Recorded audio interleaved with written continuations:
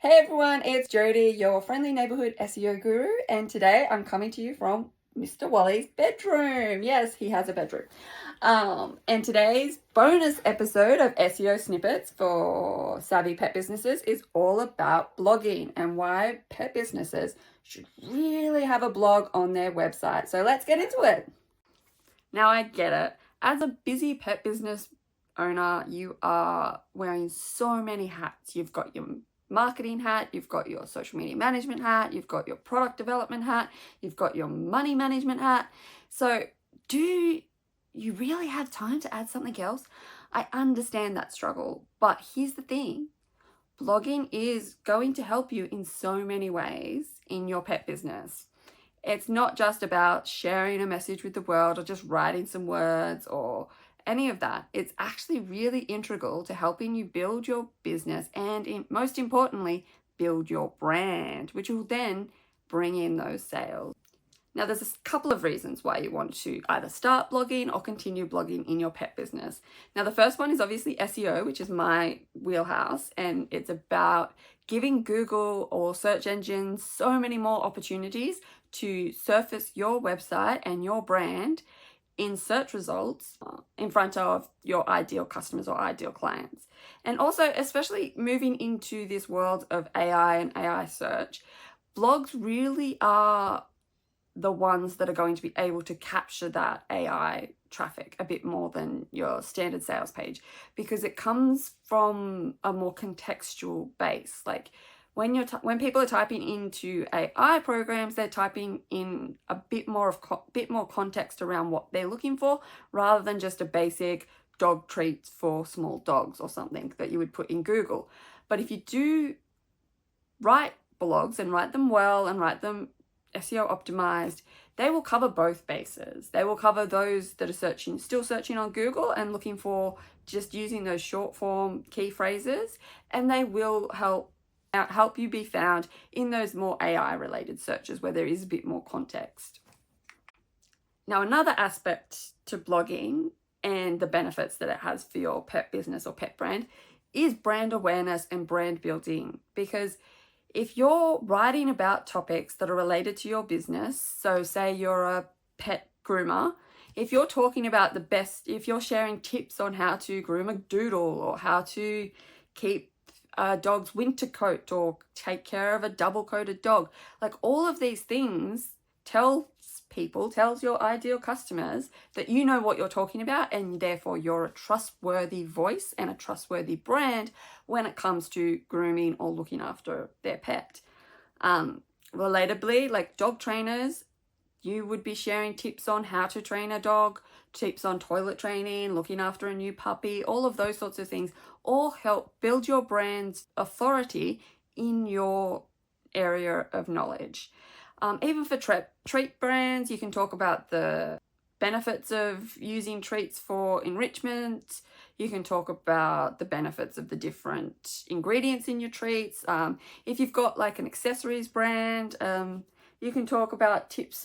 Like you can talk about styling tips. You can be a bit more fun in that. Like there's a bit more like fluff available that's still quite engaging and still can be SEO optimized. So you can talk about like how to style your dog with a bow tie and bandana, top 10 tips to keep your dog warm in winter, and include talking about things like jumpers or maybe scarves and things like that, how to protect your dog in summer and wearing a hat or covering like booties on their paws so they don't get burnt. Like there's so many different angles and ways into bringing in more traffic through those blogs and building your authority and your brand's authority in these topic areas that will then just build your brand overall and therefore convert to sales.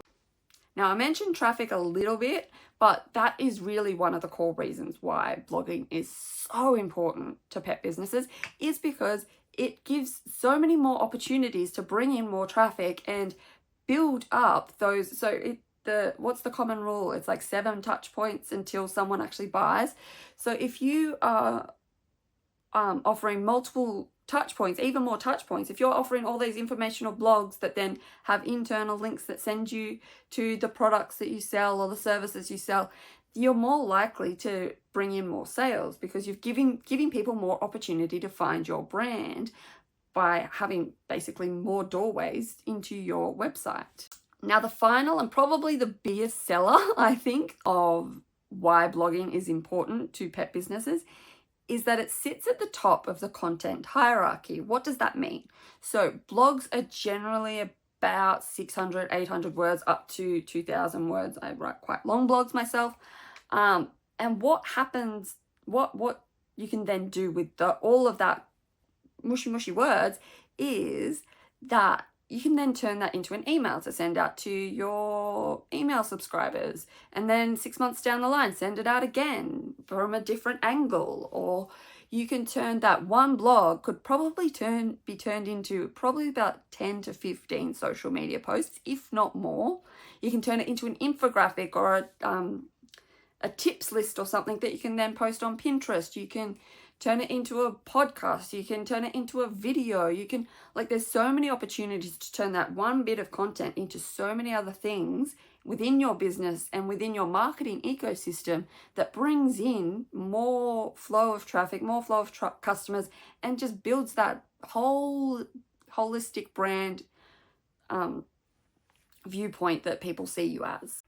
Now, I get it. Blogging can seem like just another thing to add to the list of things to do. And it can, because it can take time, it can seem like something that you just kind of keep putting off. But here's some tips to help you just kick off and get started. Best places to find ideas for your blog are Google.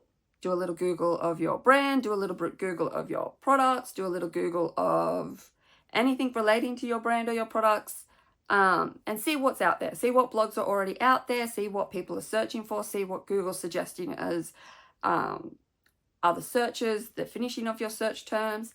That's a great source of SEO optimized blog ideas. Now, the other opportunity to find blogs is just to ask your customers or look at what your customers say about you, see what their most commonly asked questions are.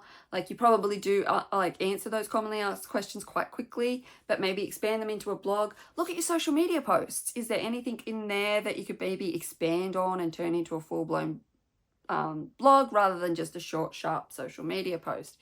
Now, also there are obviously tools that can help you find keywords like Google Keyword Planner, Answer the Public, Ubersuggest, and you can even jump into AI and ask it for some ideas. But I would say that if you're going to use AI, I would cross-check with Google just to make sure that, because the AI ideas that are going to get thrown at you are going to be very fluffy. They're going to be unless you specify that you want SEO optimized ones and give them some keyword suggestions, they're going to be very fluffy. So what you could do is start there, look at some do some brainstorming. It might then trigger some other ideas for you that you can jump into Google and have a look and see what's kind of coming up. And also look at your competitors. See what they're blogging about. Do you feel like you could add something to it? Do you feel like there's another angle that you could take? Is there something you could say in your brand voice that might resonate more with your particular ideal customers? There's a lot of places you can go. And look, I will say that you can use AI to help write your blogs, but always make sure you jump in there, you check the facts, you infuse your brand voice, and you also add your own little tidbits, add your own little angles. Maybe there's a personal experience, maybe you're doing a dog training blog and there's a personal experience you've had with one of your clients, and maybe you just add that as a little pull-out box or something. Just got to make sure it's unique, right? That's the core thing when it comes to blogging. So that's it. That's what I think. That's why I think you should start your blog or keep blogging. If you've already started one, well done if you have. If you're still kind of wondering how to find ideas or what you really should be writing about, or any other blogging questions you might have, send me a DM and I'll be glad to answer them. If you want some help with some ideas, drop some ideas in the comments and I'll let you know what I think.